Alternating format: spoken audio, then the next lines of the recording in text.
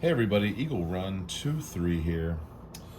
Well, we're talking about 6.5 Creedmoor, and I have been involved with this project on this gun for going on 3 years.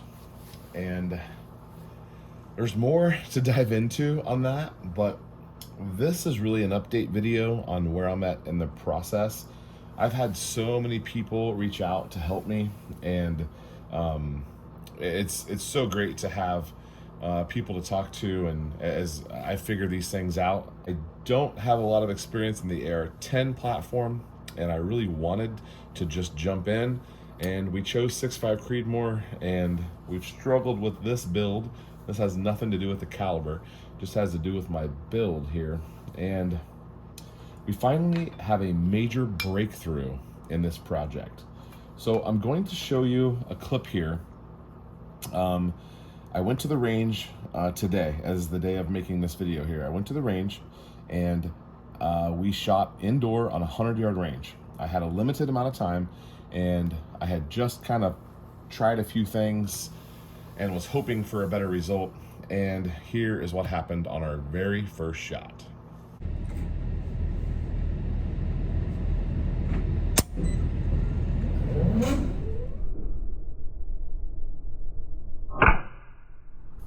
As you can see, we have click and no boom.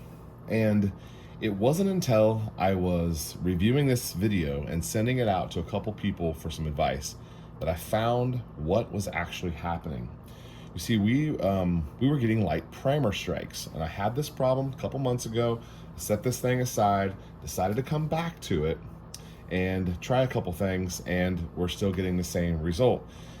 Now, it would fire occasionally, and we're going to talk in a later video about how this thing actually shot. Sneak peek, I was super impressed with the accuracy here.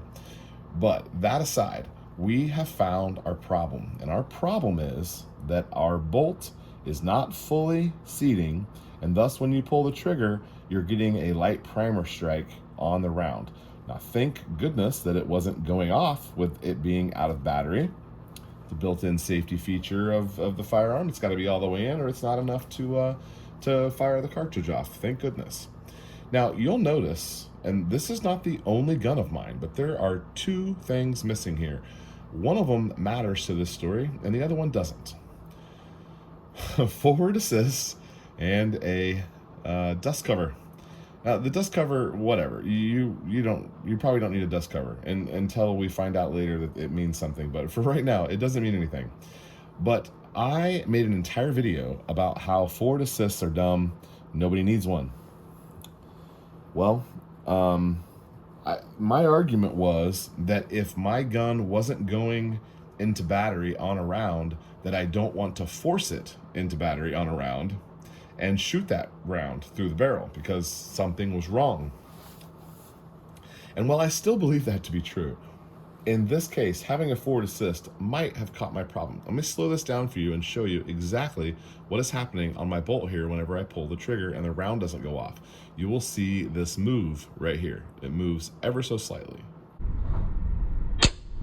So we're going to take this thing apart, and we're going to investigate what is catching. I have several people who have told me a couple of ideas, and we're going to investigate. We are also, while we have this apart, we're going to install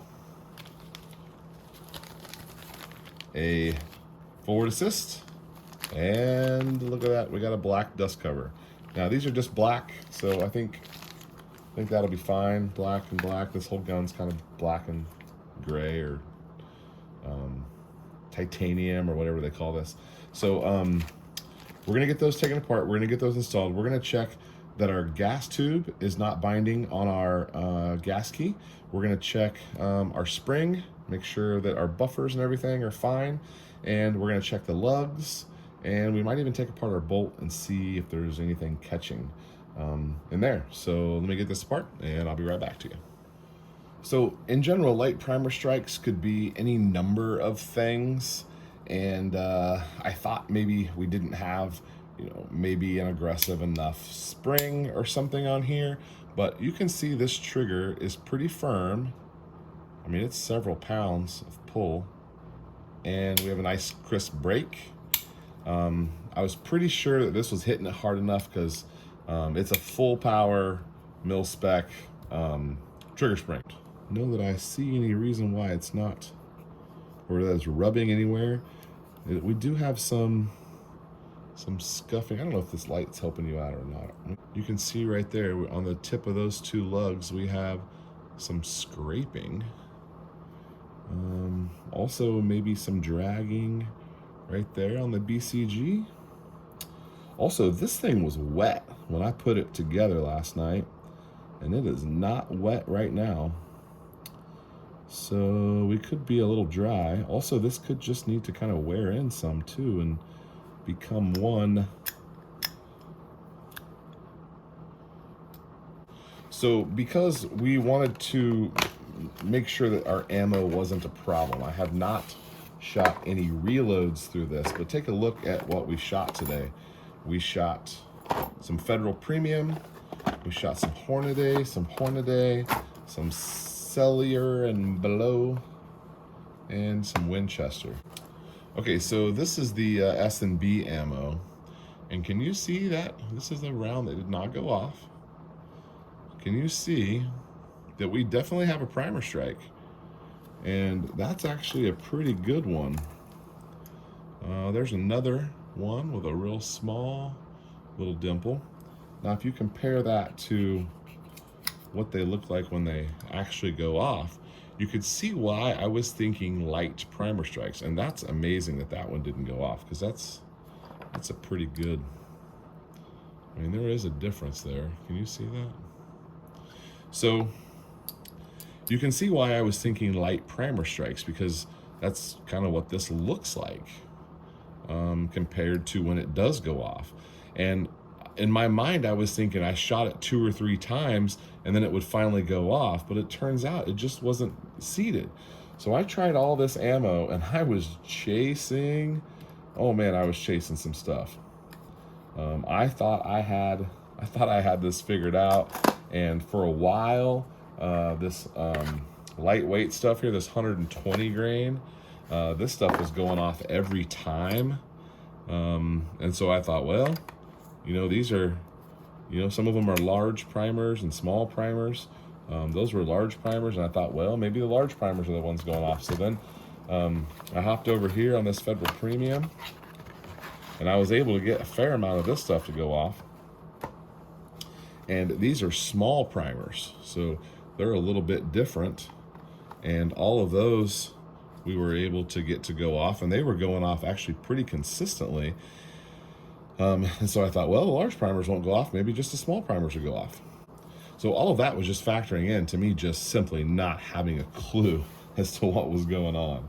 So one of the other problems we thought was our firing pin maybe had a problem. We thought it was maybe damaged on the end, or it wasn't long enough for some reason. And there was never really anything to back that up other than just speculation.